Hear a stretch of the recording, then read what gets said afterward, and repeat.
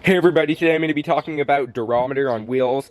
Now, this goes for all types of urethane wheels, whether it's skateboard wheels, rollerblade wheels, roller skate wheels, all types of wheels. It's all going to be the same type because it is all rated in durometer. So, the Latin word for durometer, the root word, is durus, which means it's durus meter, which means hard meter. So this is the scale, if you want to call it that we use for all different types of wheels. So the higher the durometer, the harder the wheel is. So I'll be talking about just a little bit about what different durometers are for, and yeah, so let's get into it.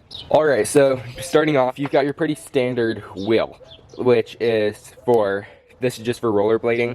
I don't really know about skateboarding or other types of quads or other types of skates or anything, but hockey skates or rollerblades, you're gonna shred wheels pretty quick if you have anything softer than a 78A when you're riding it outdoors. So a 78A is classified as an indoor-outdoor wheel.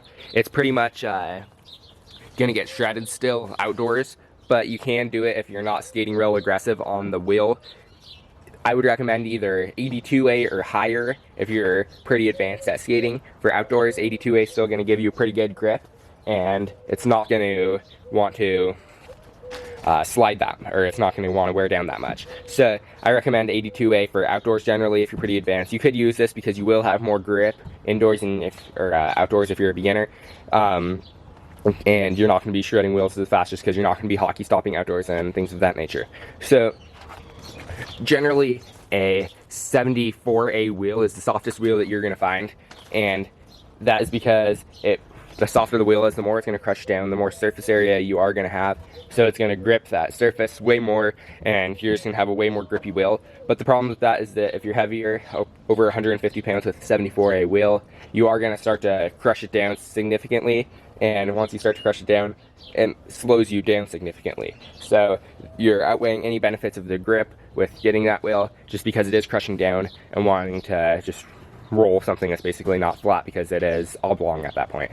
So I don't recommend that if you are over 150 pounds riding a 74A wheel.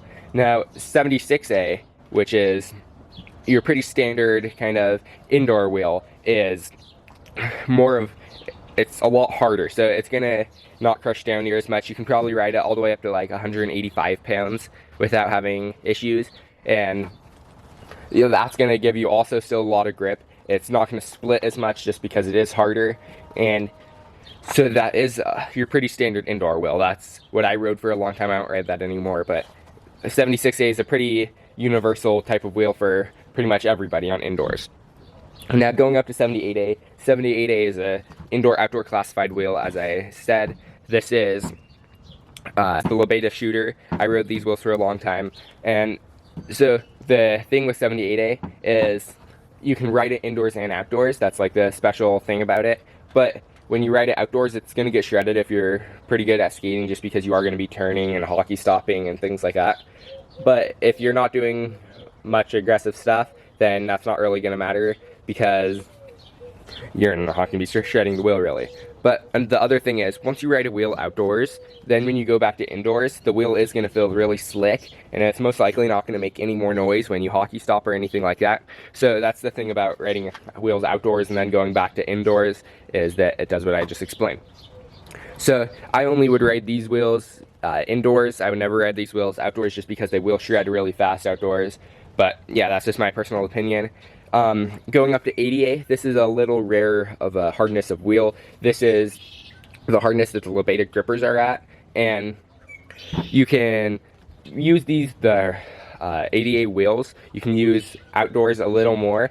Those are also kind of in the indoor-outdoor realm of things. So if you get one of those, it is going to be a harder wheel just because obviously its durometer is higher. So that will be a more long-lasting wheel opposed to something like this, and it'll also be less grippy though. So it just depends on what you want, especially if you're riding it indoors only. Then you are going to notice significantly less grip and less screech. But this will wear out faster also indoors, just because it is softer, and that it's softer rubber to wear off, you know. So moving on to 82A. Now this is your most common outdoor wheel, 82A is. And it's like the hardness of the high-low clingers, high-low street wheels, a whole bunch of different outdoor wheels. The majority of outdoor wheels are 82A. And 82A is basically your softest outdoor-only wheel. Now, they do wear very slowly still, but they won't wear, or they will wear faster than something like a La Beta Asphalt, where it's 84 and 86A, I believe. So 82A is a very good wheel. That's what I use for outdoors, just because it is enough grip, but it's not going to be slick, or as slick as one of the higher Durometer wheels would be. So moving on, we've got the 84A wheels. Now, so going from 82A to 84A is just one more jump, and it is going to give you less grip also, but it is going to give you a harder wheel, which will wear slower. So if you're going for longevity, an 84A wheel is awesome, but it will offer you less grip opposed to something like the 82A wheels. And I don't personally use 84A wheels. I don't personally use 84A wheels. I use 82, like I said, and yeah, I don't personally use anything over an 82A, at least right now. It is hard to find anything above a 84A wheel or 86A in the hockey wheel kind of realm of things. But once you start getting into like aggressive street skating and things like that, you can start to find like 100A wheels, which are really hard. That's like what they use on skateboards. So skateboard wheels are generally going to run really hard. I don't really know about what skateboard wheel you would want for what, but yeah, so this is just like the kind of realm of things for inline hockey wheels, so, or like really quad skating, roller skating. Alright, so let me know what wheel hardness you use in the comments. I'd really like to know. And if you learned something in this video, make sure you like the video and subscribe. And thanks for watching. Bye.